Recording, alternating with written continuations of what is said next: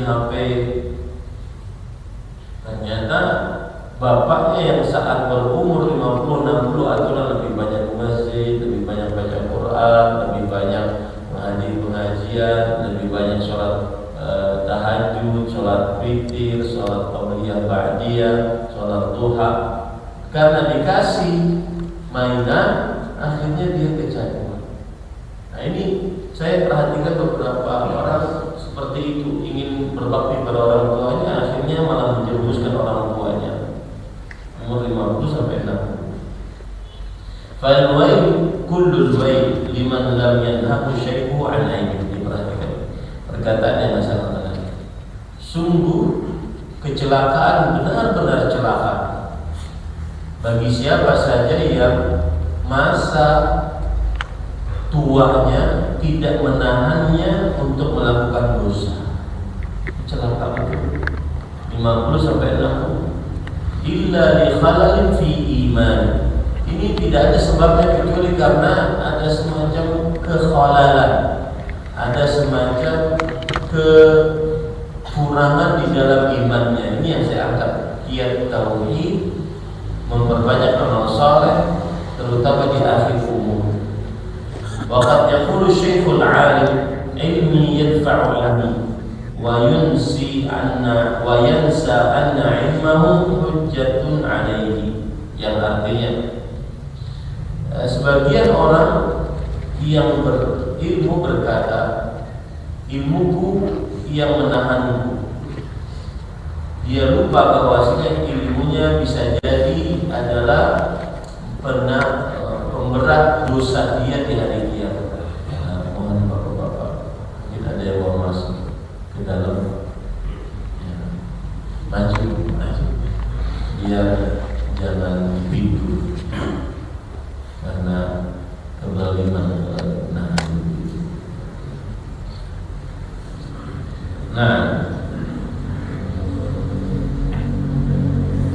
Lihat lagi perkataan Abu Darda dinukilkan oleh beliau.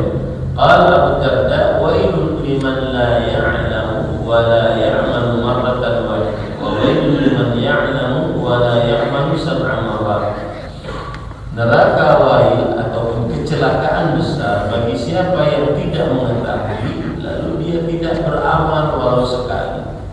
Artinya gara-gara dia tidak berilmu, maka akhirnya dia tidak beramal. Dan lebih lagi celaka bagi siapa yang mengetahui lalu dia tidak beramal sebanyak 7 kali.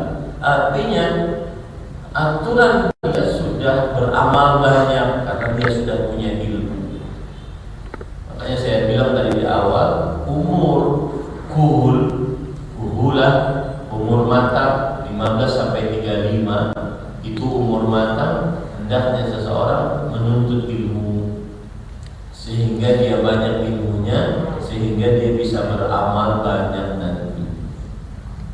Nah, kembali kita ke tema kita, kiat tauhid, memperbanyak amal saleh. Maka saya katakan tadi terutama memperbanyak amal saleh di akhir umur. Kita sudah tahu pembagian akhir, pembagian umur, ya, pembagian umur. Nah, kalau seandainya dia sudah masuk haram itu adalah umur 60 sampai 80.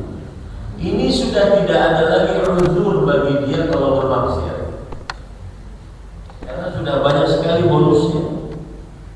Makanya Imam Nawawi rahimahullah taala di dalam kitab beliau Riyadhus Shalihin, beliau menyebutkan hal ini di dalam bab yang ke-12.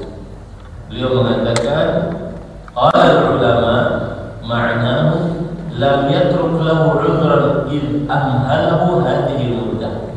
Artinya Rasul sallallahu alaihi wasallam bersabda, Allah tidak memberikan uzur kepada seseorang yang Allah akhirkan umurnya sampai 60 tahun. Hadis riwayat Bukhari. Maknanya apa? Yaitu Allah tidak memberikan uzur kepada orang tersebut karena Allah telah memberikan umur panjang kepadanya sampai 60 hari. Nah, ini namanya masa haram. Haram itu di atas tua. bahasa Indonesianya masa-masa banyak pikunnya, banyak sudah tidak ingat-ingat macam-macam. Ustaz sampai mana Ustaz sudah umurnya? Saya masih masa kuhul, matang. 2 tahun lagi sudah tua. Masih matang.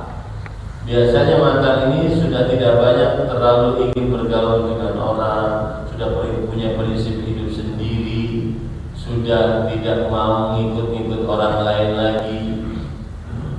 Tapi keinginan masih ada mailun syahwat, kayaknya sudah selesai. Kita sudah berdamai dengan itu. Baik. Nah sekarang kalau sudah mengetahui masa-masa umur, tugas kita dalam tema ini adalah bagaimana tauhid membuat seseorang memperbanyak amal ibadah. Tauhid membuat seseorang semangat beramal saleh, terutama tadi di umur-umur syaikhah ataupun di umur-umur haram, di umur-umur tua atau umur-umur pikun, memperbanyak juga. Baik, Bapak Ibu saudara-saudari yang dimuliakan oleh Allah, sekarang saya ingin menjelaskan tentang tauhid. Tauhid yang kita maksud di dalam tema kita ini adalah macam-macam. Intinya yaitu ifradullahi bima yahtassu bihi, yang artinya mengesahkan Allah dengan hal-hal yang khusus milik Allah Subhanahu wa taala. Itulah tauhid. Mengesahkan Allah dengan hal-hal yang khusus milik Allah Subhanahu wa taala. Itu yang akan membuat kita semangat untuk beramal saleh. Saya beri contoh yang pertama. Tauhid yang pertama adalah mengesahkan Allah Subhanahu wa taala di dalam ibadah. Allah Subhanahu wa taala satu-satunya yang paling berhak untuk diibadahi. Sebagaimana dalam banyak ayat, di antaranya dzalikum bi anna bidzalikumullah dzalikum bi anna Allah rabbukumul haq wa anna ma yad'una min dunihi huwal batil. Yang artinya yang demikian itu adalah Allah Subhanahu wa taala satu-satunya yang paling berhak diibadahi, dan apa yang kalian sembah selain Allah Subhanahu wa taala maka itu adalah sembahan yang batil. Disebutkan oleh Allah dalam surat Al-Hajj ayat 62. Saya ulangi ayatnya. Dzalika bi anna Allah huwal haq wa anna ma yad'una min dunihi huwal batil. Yang demikian itu adalah karena sesungguhnya Allah dialah Tuhan yang berhak diibadahi, dan sesungguhnya apa saja yang kalian ibadahi selain Allah maka itu adalah yang batil. Inilah tauhid yang dimaksud tauhid ibadah. Tauhid inilah yang menyemangati seseorang untuk beramal saleh. Dari sisi mana Ustaz? Misalkan kalau kita berbicara tentang ibadah, kita berarti berbicara tentang keikhlasan. Tauhid sama dengan ikhlas. Ikhlas yang menyemangati seseorang untuk beramal saleh. Saya ulangi, tauhid sama dengan ikhlas. Ikhlas yang menyemangati seseorang untuk beramal saleh. Kenapa demikian? Karena ikhlas pengertiannya adalah alla tatluba ala amalika syahidan ghairallah wala mujasiyan siwa. Engkau beramal tidak menuntut orang yang melihat amalmu dan orang yang mengganjar pahala amalmu kecuali Allah. Itulah ikhlas. Beramal tidak ingin dilihat, tidak ingin dapat ganjaran kecuali oleh Allah. Itulah ikhlas. Makanya sebagian ulama juga mengatakan ikhlas adalah istiwa'u a'malil 'abdi fil zahir wal batin. Ikhlas adalah setaranya amalan hamba saat di tengah orang banyak atau saat sendirian. Saat di tengah orang banyak seakan-akan dia orang saleh, ahli ibadah, ahli baca Quran, ahli sholat. Maka semestinya juga saat di rumah dia beramal ibadah. Kayak saya sering katakan, kalau Anda qabliyah ba'diyah di masjid, maka kerjakan juga sholat di rumah. Karena itu tanda keikhlasan. Karena itu adalah tanda keikhlasan. Karena sama antara amalan di hadapan orang banyak dengan amalan saat di rumah. Makanya Rasulullah SAW bersabda, "Afdhalus shalatil mar'i fi baitihi illa maktubah." Seutama-utama salat seseorang di rumahnya kecuali salat wajib. Nah, ikhlas inilah yang mengajak seseorang untuk beramal ibadah, semangat beramal ibadah. Kenapa? Karena dia tidak peduli dengan penglihatan makhluk, dia tidak peduli dengan ocehan makhluk. Yang dia pedulikan adalah Allah melihatnya atau tidak. Yang dia pedulikan adalah Allah mengganjar pahalanya atau tidak. Apa dalil yang menyebutkan akan hal ini? Perhatikan sebuah hadis. Rasul sallallahu alaihi wasallam pernah bersabda tentang seorang perempuan pelacur, seorang perempuan pelacur. Kemudian beliau bercerita, karena baghiyun min baghaya Bani Israil, adalah seorang perempuan pelacur dari Bani Israil. Kemudian ra'at kalban yutifu bi raqiyah, dia melihat seekor anjing mengelilingi sebuah sumur. Ada sumur, dia kelilingi sumur tersebut. Kemudian setelah itu fa naz'at muqaha fasaqathu, lalu dia lepaskan sepatu hak tingginya. Kenapa perempuan memakai sepatu hak tinggi? Karena agar terlihat menarik, bentuk tubuhnya saat dia berjalan, lenggak-lenggoknya saat dia berjalan. Fara'at kalban yutifu bi raqiyah kada yaqtuluhu al-'atash. Hampir saja anjing tersebut mati karena kehausan. Dia tidak bisa turun karena dia kalau turun mati menurut ilmu kebiasaannya. Fanaza'at muqaha, lalu perempuan tersebut melepaskan sepatu hak tingginya. Fasaqathu faghufira laha bihi, lalu dia ciduk air, lalu dia minumkan ke anjing tersebut. Lihat di situ, diampuni dosanya dengan perbuatan tersebut. Dosa perbuatan zinanya yang dia lakukan selama ini diampuni dengan perbuatan meminumkan air ke seekor anjing.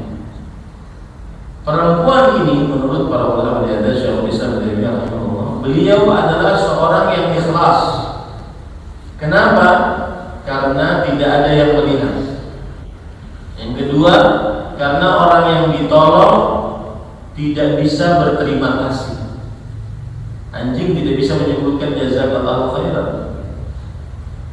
Ini adalah indikasi bahwa orang itu ikhlas, yaitu tidak ingin dilihat dan tidak berharap ganjaran kecuali hanya dari Allah Subhanahu wa taala. Yang menjadi inti pembicaraan di sini adalah bagaimana seorang perempuan tersebut semangat beramal saleh karena keikhlasannya. Dia tidak peduli orang melihatnya atau tidak, dia tidak peduli orang memberikan ganjaran, penghargaan, sanjungan atau tidak, tapi dia beramal. Ini menunjukkan bahwa tauhid adalah giat untuk memperbanyak amal saleh. Keikhlasan adalah giat untuk memperbanyak amal saleh. Itu dalil yang pertama. Dalil yang kedua, yang dirahmati oleh Allah Subhanahu wa taala. Rasul sallallahu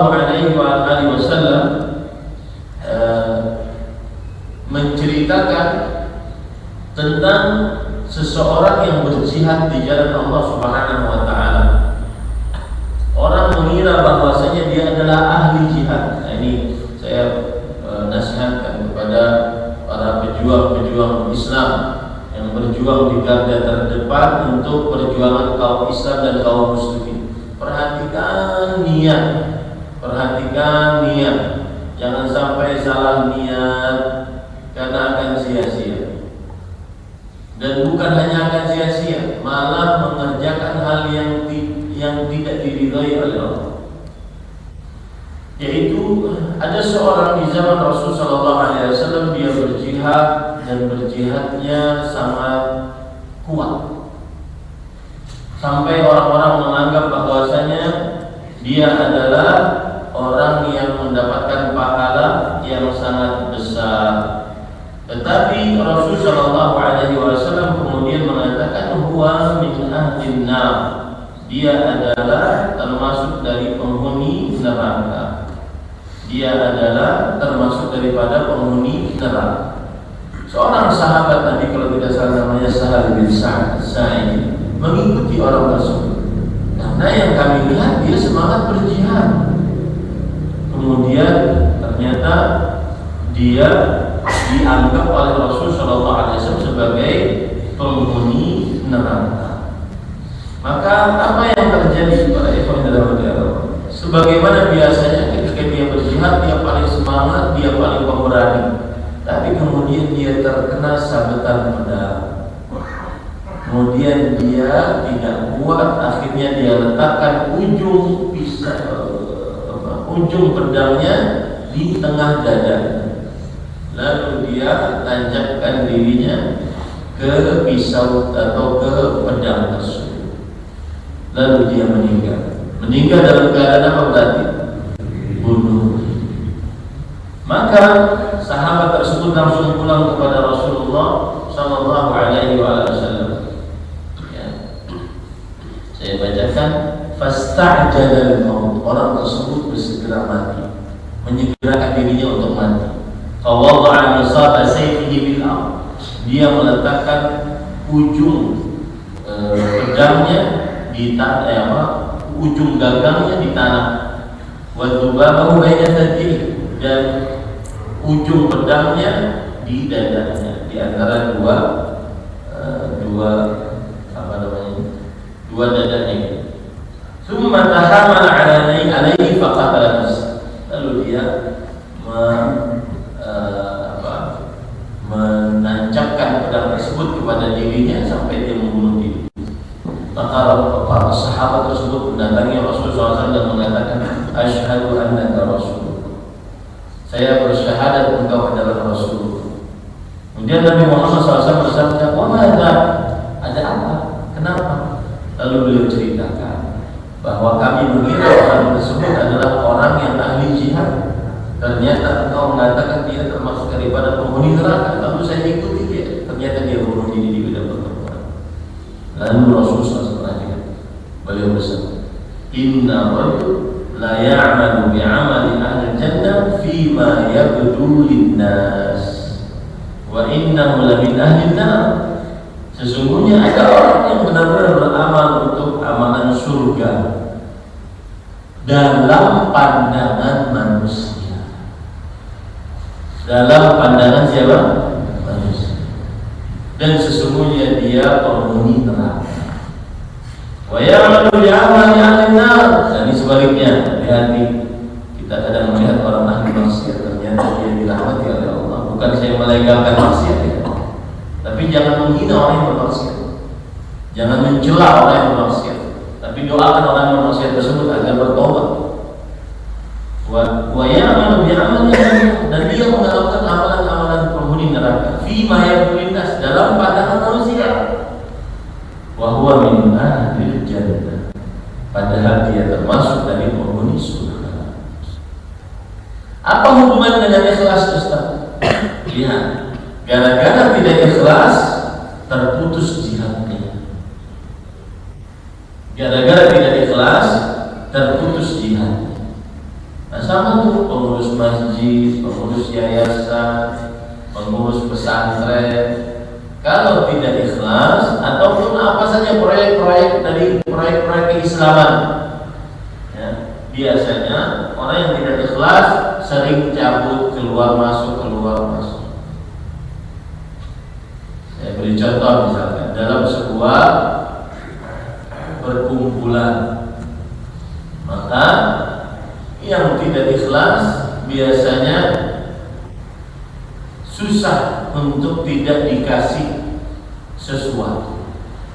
Namanya harus tercatat, dianggap orang yang paling berjasa, paling lama di dalam dakwah.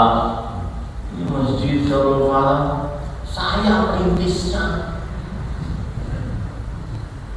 saya tim 19.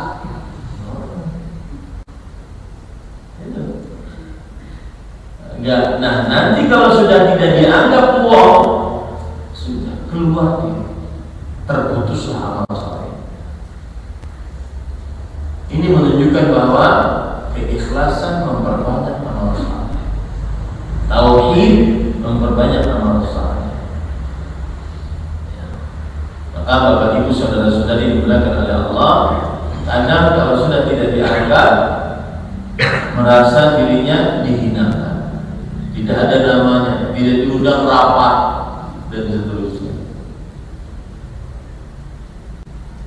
Ini hanya perkara ikhlas, perkara yang sangat tipis sekali.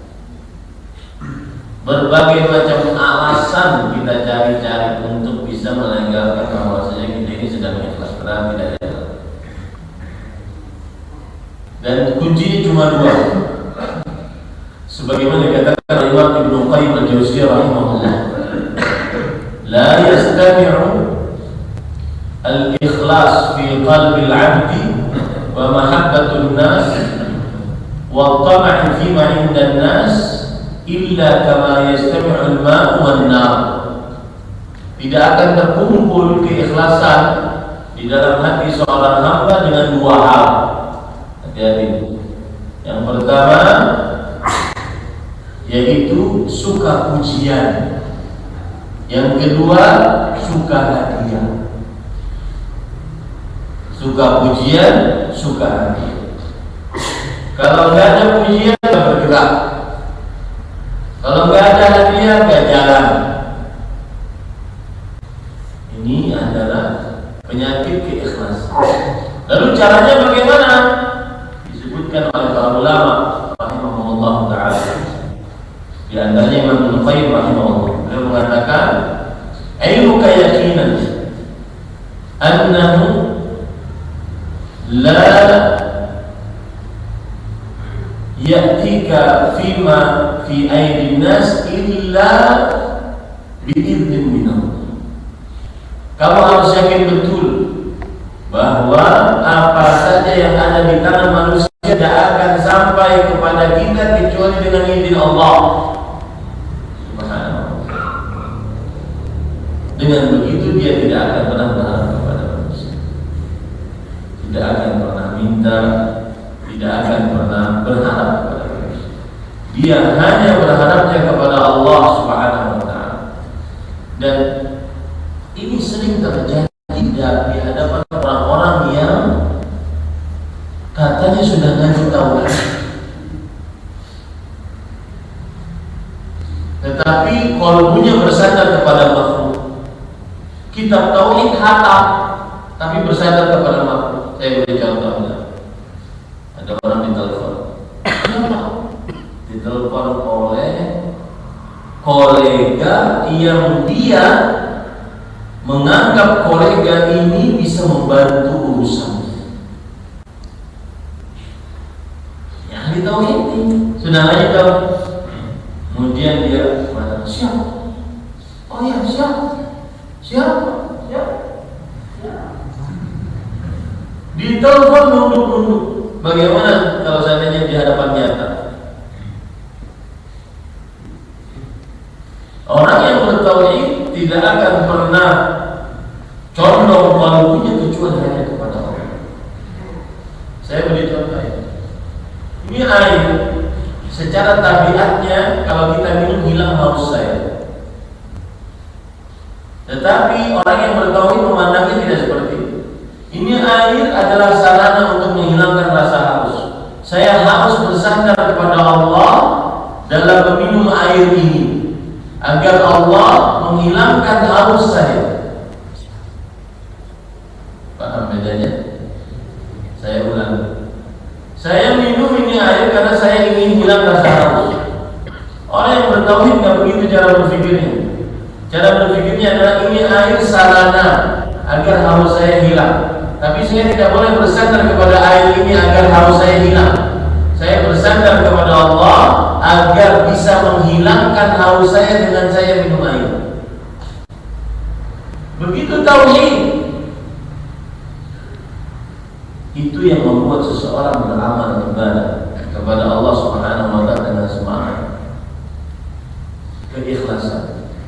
Terakhir, permasalahan saya ingin kita mengetahui bersama bahwasanya keikhlasan membuat orang semangat untuk berbanyak amal saleh. Kebalikan dari keikhlasan adalah riya.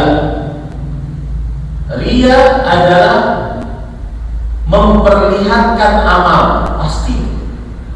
Amal diperlihatkan itu pasti riya. Tinggal tujuannya untuk apa? Untuk dicontoh atau untuk dipuji. Ya. Kalau untuk dipuji itulah riya. Makanya para ulama mengatakan riya adalah an yudhiral insanu amalan aw yuhassinahu indahu min ajli an yamdahu. Seseorang memperbagus amalnya atau memperlihatkan amalnya, dua hal. Memperlihatkan atau memperbagus. Kenapa ada kata dua hal itu? Karena ada kadang-kadang amalan yang bisa kita sembunyikan, tapi kita tetap perlihatkan untuk pujian. Atau ada amalan yang tidak bisa kita sembunyikan, tetapi kita perbagus untuk pujian. Itulah riya.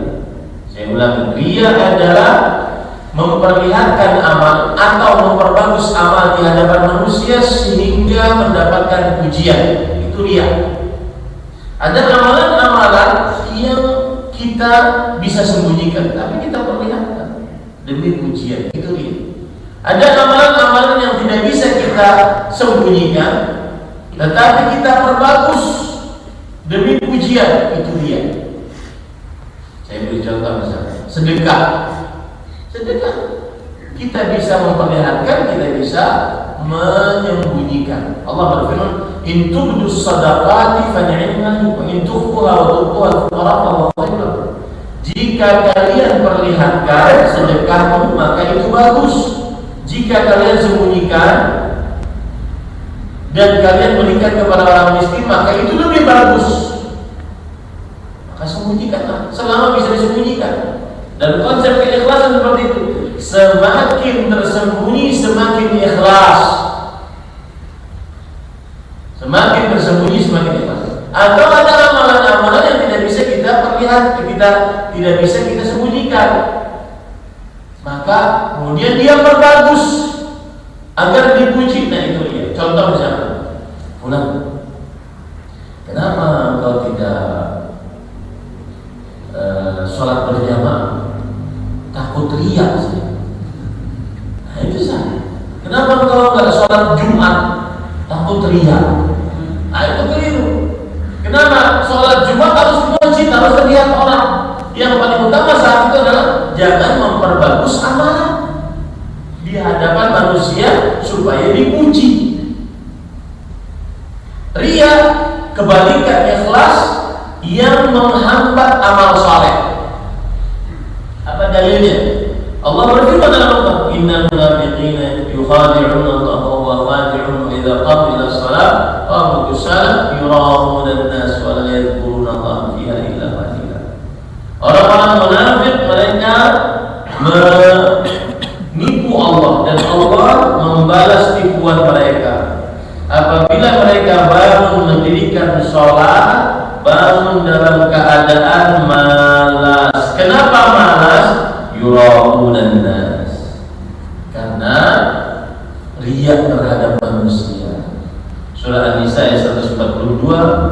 kemudian juga surat At-Taubah ayat 24. Wala yaquluna as-salata illa wa hum kusala. Mereka orang-orang munafik yang riya tidak mendatangi sholat kecuali dalam keadaan malas. Ini menunjukkan bahwasanya kiat tauhid memperbanyak amal saleh. Salah satu jenis tauhid ikhlas memperbanyak amal saleh. Salah satu kebalikan dari ikhlas riya menghambat amal saleh. Ya, menghambat amal saleh. Seperti yang saya bilang tadi. Saya berhenti jadi pengurus masjid. Saya nggak dianggap. Ya, rapat nggak ngajak-ngajak. Saya itu sampai sekarang saya sering ceritakan, Pak. Ada seorang ustadz di sebuah pesantren. Saya kalau melihat bertemu dengan ustadz itu saya kadang terenyuh. Kalau melihat beliau kadang terenyuh juga. Kita ini sebenarnya, Pak, saya pengurus pesantren, Pak, ya, pimpinan pesantren. Kita ini sebenarnya di pesantren yang paling kita utamakan bukan ustadz-ustadz yang titelnya tinggi-tinggi, doktor, ya, S2, S3. Kita yang kita perlukan di pesantren itu, Pak, orang yang mau mewakafkan dirinya untuk Islam dan kaum muslimin. Itu yang kita perlukan. Ini hampir 7 tahun ya saya mulai pesantren. Ternyata yang kita perlukan bukan orang-orang yang bertitel tinggi. Kita ingin, kalau di pesantren saya dulu itu ada orang yang mewakafkan diri. Dia bahkan di dunia luar gak terkenal, tapi di dunia pesantren kita tahu orang ini wakaf diri, mewakafkan untuk dirinya. Di apa saja yang diperintah oleh kiai untuk kepentingan Islam, dia bangun. Gitu.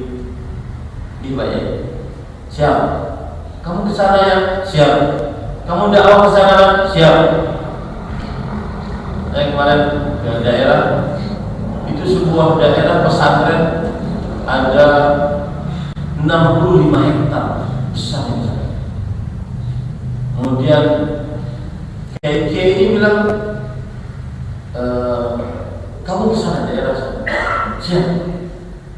Buka. Dengan modal sedikit dia bisa buka. Akhirnya itu benar-benar pesantren pusat punya cabang 20-30 cabang. Itu yang kita perlukan, itu keikhlasan. Saya ingin ceritakan ada sebuah pesantren, di situ ada seorang ustaz. Ustaz ini dari awal dia bersama dengan pimpinan pesantren. Anggaplah saya punya teman. Dari awal kan kita merintis kecil, muridnya hanya awalnya 10, 20, 30. Tapi kemudian berkembang ratusan muridnya, bahkan sekarang sampai ribuan. Tentunya ustaz ini yang tidak punya titel, dia akan tergeser secara jabatan. Datang ustaz-ustaz beken dengan titelnya S2, S3, punya jabatan jadinya. Paham gak maksud saya?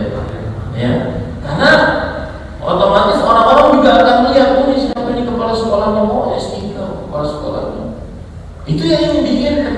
Tapi ustaz ini tidak merasa apa-apa. Yang penting saya bisa mengabdi untuk Islam. Yang penting saya bisa mendapat ridha Allah.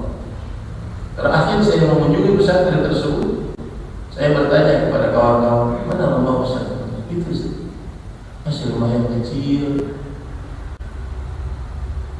Tapi benar, kalau ketemu dengan saya senyum yang begitu tulus, itu yang kita perlukan. Itu keikhlasan.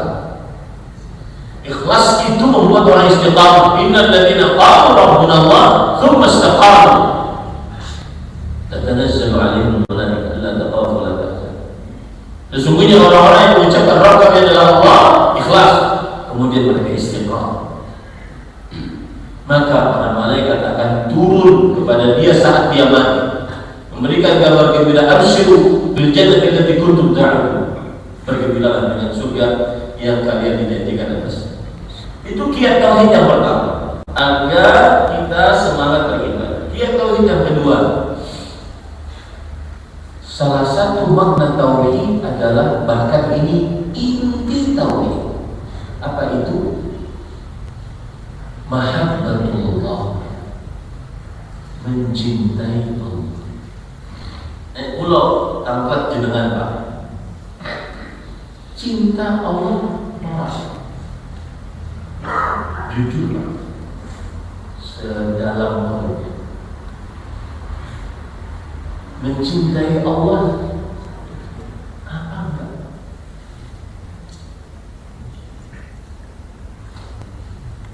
Karena ada sebagian orang Pak, dia ngomong saya cinta sama Allah, tapi bukti cintanya enggak ada. Dan ini namanya dusta. Orang yang mencintai Allah Subhanahu wa Ta'ala, sebelum saya ingin membicarakan cinta dulu. Cinta Allah itu adalah mailul qalbi ila Allah, mencondongnya qalbu kepada Allah Subhanahu wa Ta'ala dan lebih mengedepankan hak Allah dibandingkan hak dirinya sendiri. Itu cinta kepada Allah. Dan cinta kepada Allah, Syekhul Islam berkata, aslul iman mahabbatullah. Pokok iman itu adalah rasa cinta kepada Allah. Apa maksudnya? Cinta kepada Allah itulah sumber penggerak, mesin penggerak seluruh aktivitas ibadah kita. Dia bagaikan kepala pada seekor burung, yang mana kalau seandainya makhluk apapun tidak ada kepala, mati. Makanya kalau kita dalam urusan menggambar yang dilaknat oleh Allah, menggambar makhluk hidup, itu tidak boleh menggambar kepala, karena kepala adalah sumber dari bahwa dia makhluk hidup. Istilah faceless, menggambar tanpa wajah, karena wajah kepala itu adalah sumber makhluk hidup. Apa saja yang ada wajahnya berarti itu makhluk hidup. Nah, cinta kepada Allah itu adalah bagaikan kepala pada seekor burung di dalam burung keimanan. Rasul sallallahu alaihi wasallam bersabda, "Awsaqu ruhul iman al-hubbu fillah wal bughdhu fillah." Keimanan yang paling tebal adalah mencintai karena Allah dan membenci karena Allah Subhanahu wa Ta'ala. Sekarang coba kita ingin ambil contoh bagaimana rasa tauhid mencintai Allah Subhanahu wa Ta'ala ini membuat kita semangat beramal ibadah. Perhatikan Pak ya, Bapak Ibu saudara-saudari yang dimuliakan oleh Allah Subhanahu wa Ta'ala. Sebelumnya saya tambahkan lagi sedikit. Mencintai Allah hukumnya wajib lebih daripada apapun. Bahkan diancam siksa bagi yang mendahulukan cintanya kepada sesuatu di atas cintanya kepada Allah. Apa dalilnya? Surat At-Taubah ayat 24. Qul, katakan wahai Muhammad, in kana aba'ukum, kalau seandainya orang tua kalian, atau abna'ukum, atau anak-anak kalian, atau ikhwanukum, atau saudara-saudara kalian, atau azwajukum, atau istri-istri kalian, atau asyiratukum, atau kerabat kalian. 5 jenis manusia: orang tua, anak, saudara, istri, kerabat. 5 jenis manusia yang sangat dicintai oleh manusia. Katakanlah wahai Muhammad, jika mereka ini, 5 ini, wa amwalun taraktumuha, dan harta yang kalian simpan, wa tijaratun takhshawna kasadaha, dan perniagaan yang kalian khawatirkan kehancurannya, wa masakin tardawnaha, dan tempat tinggal yang kalian sukai. 5 dari manusia, 3 dari harta benda: perniagaan, harta, dan tempat tinggal. Jika 8 ini lebih kalian cintai daripada Allah dan Rasulnya dan berjihad di jalan Allah, fatarabbasu, tunggulah. Para ulama mengatakan, di antaranya Az-Zamakhsyari dalam kitab Tafsir Kabir mengatakan, hadhihi ayat la tura ashadda minha. Ayat ini tidak ada yang lebih dahsyat ancamannya dibandingkan ayat ini. Karena Allah mengatakan, fatarabbasu, tunggu.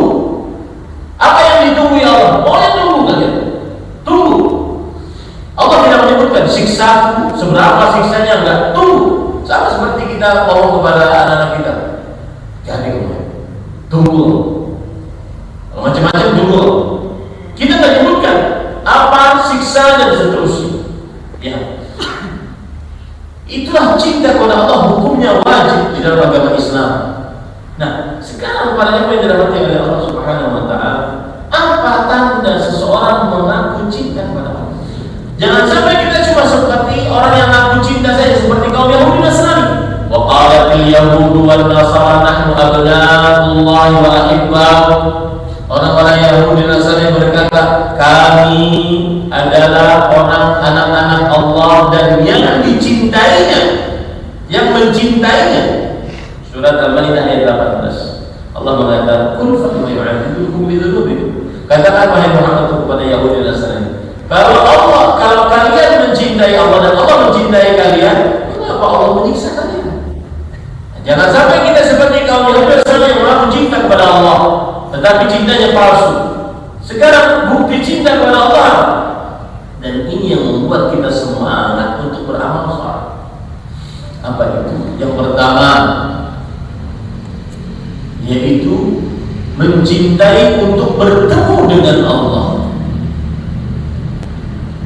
yang diawali dengan kematian. Cinta gak dengan kematian? Saya itu Pak, apalagi hari-hari ini kan sering naik pesawat. Kalau sudah turbulen di pesawat, kita cuma bisa mengatakan asyhadu an la ilaha illallah. Ada semacam rasa kegembiraan yang bertemu dengan engkau, yang diawali dengan kematian. Beda dengan orang-orang kafir, orang-orang musyrik. Mereka menginginkan agar diperpanjang umurnya, kalau bisa 1000 tahun lagi. Yu'ammaru alfa sanah wa ma huwa bimuzahzihi minan nar. Mereka ingin diperpanjang umurnya 1000 tahun lagi. Nah, lihat. Coba kita sekarang dalam diri kita ada semacam kerinduan bertemu dengan Allah, yang kalau kita berdoa dia mengabulkan doa. Saya ingat Pak, di pesantren kami banjir rob datang tahunan. Suatu saat, dan juga di beberapa daerah banjir di Kalimantan, kita berdoa kepada Allah saat melewati banjir. Ya Allah, khafif. Ya Allah, kurangi. Sebagaimana doa Rasulullah SAW, Allahumma hawalina la'alim. Ya Allah, jangan timpakan hujan itu ke kita, tapi ke samping kita. Dan Allah mengabulkan. Bagaimana rasa cintanya. Dan kita ingin bertemu dengan Tuhan tersebut. Mungkin Bapak punya pengalaman lain juga. Saat berdoa dikabulkan oleh Allah Subhanahu wa taala, kita ingin bertemu dengan Allah. Bagi orang menghafal Quran, Pak, menghafal Quran itu capek. Capeknya bukan ketika awal menghafal, menjaga hafalan itu capek. Firman-Nya kita hafal, kita merojaah hafalannya. Maka saya pernah menemani seorang syekh dari Madinah. Kita naik helikopter dari mulai Jakarta ke daerah Jawa Barat. Itu syekh saking tidak ingin jauhnya dari Al-Quran, ketika take off pakai helikopter karena cuma berempat, maka beliau mengatakan, Isma, wahai Ahmad, dengarin saya ingin merojaah Al-Quran, merojaah surat Yusuf sampai landing selesai. Dalam hati saya, subhanallah, begini orang menghafal Quran, begini orang menjaga hafalan. Makanya beliau berkata, al-hifdzu muraja, yang namanya penghafal itu orang yang selalu mengulang-ulang hafalan. Itu ada rasa cinta, kita ingin ketemu dengan yang mempunyai kealamin, yang kita baca setiap harinya, setiap malamnya. Di mana, kapan kita bisa bertemu? Benarnya kita ingin ketemu atau tak pernah mikirin sama sekali? Dan rasa cinta ingin ketemu ini membuat kita semangat beramal ibadah. Rasulullah SAW bersabda, hadis riwayat Bukhari, man ahabba liqa Allah ahabba Allah liqa'ah. Barang siapa yang menginginkan untuk bertemu dengan Allah, Allah akan menginginkan untuk bertemu dengan dan ini menumbuhkan amal. Contoh yang lain lagi, ketika kita berkesendirian, apa yang menjadi teman kita? Uns kita, anis kita apa? Anis itu bukan pejabat dan bukan politik. Anis itu teman dekat kita itu apa? Zikir kepada Allah kan? Baca Quran kan? Mengingat Allah kan? Atau HP kita yang tadi mengatakan cinta kepada Allah? Apa unsnya? Anisnya apa? Teman dekatnya saat berkesendirian apa? Karena perhatikan, berkata Muhammad ibn al-Ala, man ahabba wa ahabba an la ya'rifahu nas. Siapa yang mencintai Allah, dia ingin agar orang-orang tidak tahu. Dia hanya ingin agar manusia, agar Allah Subhanahu wa ta'ala mengetahui. Makanya lihat, cinta kepada Allah menguatkan amal saleh, menyemangati untuk beramal saleh. Lihat Rasulullah SAW bersabda dalam hadis riwayat Imam An-Nasai, beliau mengatakan, "Hubbiba ilayya min dunyakum an-nisa wa ju'ila qurratu 'aini fi as-salat." Dicintakan kepadaku dari dunia kalian itu dua, perempuan dan minum uang. Aku suka, kata Rasulullah SAW. Tetapi dijadikan sesuatu yang melegakan qalbuku adalah sholat. Unsnya ketika dia berkesendirian, pasti dia sholat, ingin selalu sholat. Benar ya itu ada dalam diri kita. Pahamnya para jemaah berkata. Kemudian yang lain lagi, sabar dalam mengerjakan ketaatan. Mencintai Allah tandanya adalah sabar dalam mengerjakan ketaatan. Bukan hanya sekedar dia tunai kewajiban, oh selesai saya sholat 5 waktu, selesai saya bulan Ramadan, enggak. Malah dia bagaimana caranya agar berlezat saat mengerjakan ketaatan tersebut. Halawatul iman, manisnya iman. Jadi ibadah itu ada rasa manisnya, Pak. Contoh puasa ya, Pak. Rasulullah SAW bersabda, "Shoma Ramadan imanan ihtisaban ghufira lahu ma taqaddama min dhanbihi." Barang siapa yang berpuasa Ramadan karena iman dan ihtisab. Ihtisab itu artinya apa sih, Pak? Ihtisab itu artinya adalah seseorang berpuasa dengan penuh semangat dan keinginan. Tidak dia, waduh, jam 11 masih lama nih, sudah haus banget.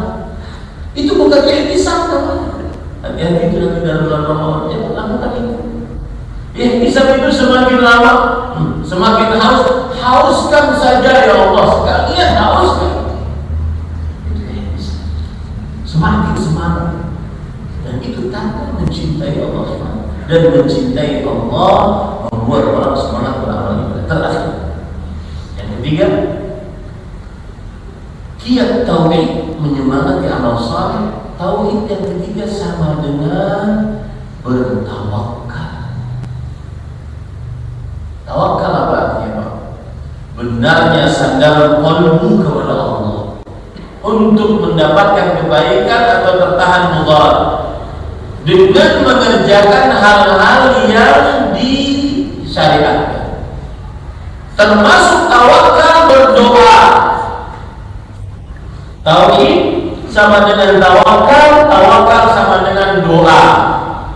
Ini yang menyemangati seseorang untuk beramal saleh. Allah kasih kita 24 jam. Berapa banyak tangan kita menengadah kepada Allah untuk meminta agar bisa beramal saleh. Makanya salah satu doa Rasulullah SAW, Allahumma a'inni ala dzikrika wa syukrika wa husni ibadah.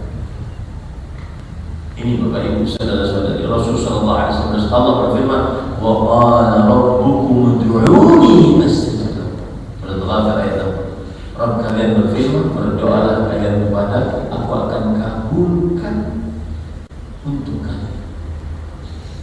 Rasulullah SAW bersabda, "Idza sa'alta fas'alillah." Jika engkau minta, mintalah kepada Allah. Rasulullah SAW bersabda, "Man lam yas'alillah yaghdab alaih." Yang tidak pernah berdoa kepada Allah, Allah murka kepadanya. Doa membuat orang semangat untuk beramal saleh karena petunjuk datang dari Allah. Maka kita harus meminta petunjuk tersebut kepada Allah Subhanahu wa taala. Terutama di zaman yang banyak sekali hal-hal yang melalaikan.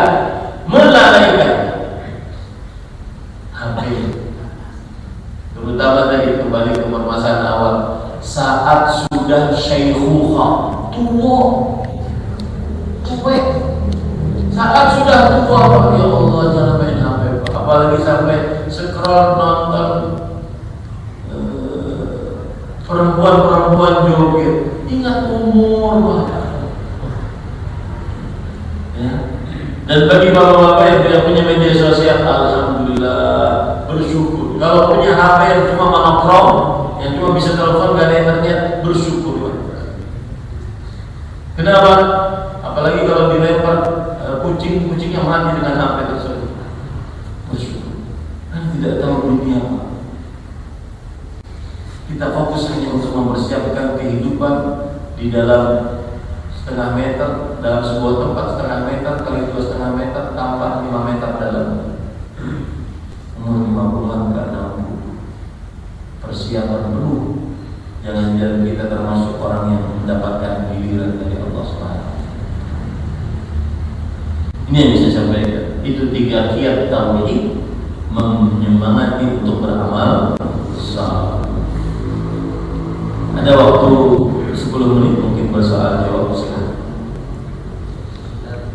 Gitu. Waalaikumsalam.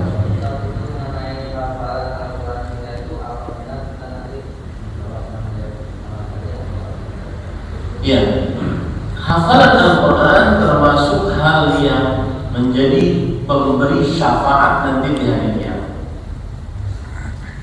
Dalam hadis riwayat Imam Tirmidzi, Rasulullah SAW bersabda, "As-siyam wal Quran yashfa'ani yaumil qiyamah." Puasa dan bacaan Al-Quran akan memberi syafaat keduanya pada hari kiamat. Keduanya akan memberi syafaat pada hari kiamat. Caranya bagaimana? Yaqulus siyam, puasa akan berkata, "Ya Rabbi mana'tuhu at-ta'ama bil-lail bin-nahar fashaffi'ni fi." Wahai Rabbku, aku larang orang tersebut untuk makan dan minum di siang hari karena puasa, maka ampuni dosanya. Itu proses syafaat. Begitu juga Quran demikian.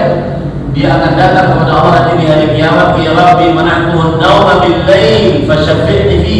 Wahai Rabbku, aku tahan dia untuk tidur di malam hari, maka ampuni dosa.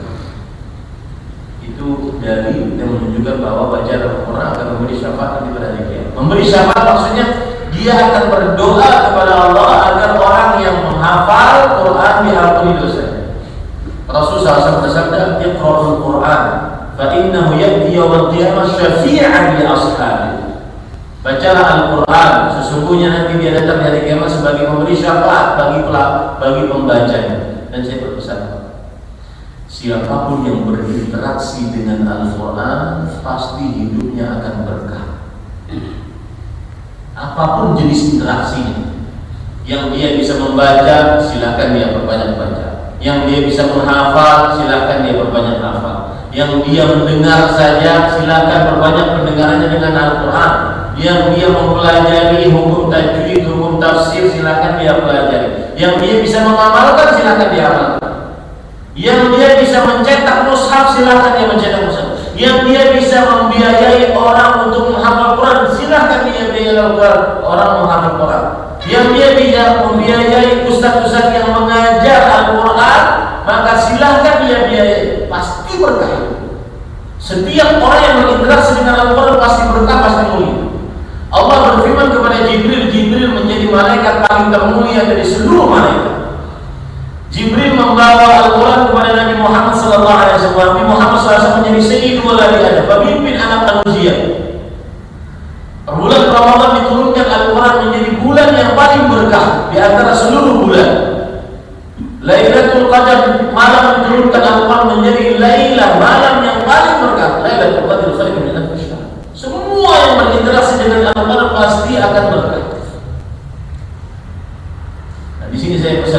diri pribadi, perbanyaklah hafalan Al-Quran. Masya Allah, umur 30, 40, 50, 60 hafalan cuma 30 mau. Qul huwallahu ahad, qul a'udzu birabbil. Tambah surat paling favorit Inna A'taina. Itu pun warisan TK. Perbanyak hafalnya. Dan insya Allah saya pernah menghitung orang kalau seandainya itu kan ayat Al-Quran sekitar 6.300-an, tidak lebih dari itu. Orang kalau seandainya menghafal Al-Quran sehari satu ayat, maka kira-kira dia umur 15 tahun sampai 17 tahun dia hafal. Insya Allah. Satu hari satu ayat dia hafal. Dan satu hari satu ayat itu mudah. Yasin. Nah, itu kan satu hari satu ayat. Nun. Satu hari satu ayat. Masa nggak bisa nun? Ini benar Pak, itu seperti Indonesia. Nah, wallah. Ada lagi. Kadang kita mengapresiasi prestasi seorang anak itu kan memberikan ujian atau hadiah. Apakah itu merupakan bentuk didikan yang salah karena anak atau obsesi dengan bentuk prestasi dengan apa itu ujian atau hadiah? Itu apakah bentuk didikan yang salah? Kalau dibiasakan kurang, bukan salah benar, salah sangat tidak, kurang. Tapi kalau seandainya sebagai bentuk apresiasi terkadang, kemudian penyemangat, boleh sih. Tetapi yang paling utama dia diberikan kata pengantar bahwa ini adalah kita berniat untuk beribadah kepada Allah. Dan ini hanya sebatas hadiah dari Bapak. Tetapi yang paling utama niat kita beribadah kepada Allah, mencari ridha Allah Subhanahu wa taala. Karena Rasulullah SAW pernah memberikan hadiah kepada seseorang agar dia bisa beramal saleh, agar dia semangat untuk beramal saleh. Contohnya misalkan Rasulullah SAW memberikan bendera kepada Ali bin Abi Thalib. Kata beliau, ini bendera aku akan berikan kepada seseorang, rajulan yuhibbullaha wa rasulahu wa yuhibbuhullah wa rasuluhu. Seseorang yang mencintai Allah dan Rasulnya, dan dia mencintai Allah dan Rasul. Lalu siapa yang diberikan? Menantu beliau, Ali bin Abi Thalib radhiyallahu, agar semangat untuk berjihad di jalan Allah. Tidak boleh, tetapi jangan menjadi sebuah keharusan ataupun peraturan. Kalau seandainya kamu begini maka akan saya kasih begini, selalu begitu, maka ini pendidikan yang kurang. Saya jadi ingat santri saya. Santri itu Pak, hadiah paling berharga kepada dia kalau siapa yang punya anak jadi santri, pulang ya, mulai itu paling berharga. Bapak kasih uang seberapa pun dia tidak mau, maunya pulang. Nah, kami punya peraturan di pesantren, kalau dalam 1 bulan dia bisa menghafalkan 2 juz misalnya untuk program yang 30 juz, maka dia dengan ujian-ujiannya dan pesantren dia boleh pulang 24 jam. Wah, itu paling semangat, paling semangat. Dan dia akan sendiri mendapatkan manfaatnya karena akhirnya dia bisa termotivasi. Tapi jangan sampai itu sebagai kesunahan yang selalu ada. Dia harus dikenalkan ada ridho Allah Subhanahu wa taala. Wallah. Cukup kiranya. Saya bersyukur ternyata masjidnya di sini karena sudah ini ketiga kali saya datang ke Darul Falah Keleko. Mudah-mudahan kita senantiasa diberikan keberkahan oleh Allah SWT, diberikan afiat oleh Allah SWT. Karena hidup berkah, hidup afiat itu salah satu harta yang terbaik yang pernah Allah berikan kepada kita. Makanya Rasulullah SAW berdoa, Allahumma inni a'udzubika min zawali ni'mah. Ya Allah, aku berlindung kepadamu dari hilangnya nikmat. Kita tidak tahu kapan Allah kasih cabut wa tahawuli afiyah, dan berubahnya afiat Afiat itu bukan hanya sekedar kesehatan, tapi kebahagiaan, ketenangan hati, kenyamanan beribadah, itu afiat. Mudah kaki jalan ke masjid, mudah kaki duduk di majelis ilmu dalam keadaan 1,5 jam dari saya itu tadi. Tidak capek, tidak berat kita, boleh ngantuk-ngantuk dikit. Wa fuja'atin nikmat, dan berdatangnya tiba-tiba musibah. Wa jami'i sakhat, dan kita berlindung kepada Allah dari seluruh kemurkaan.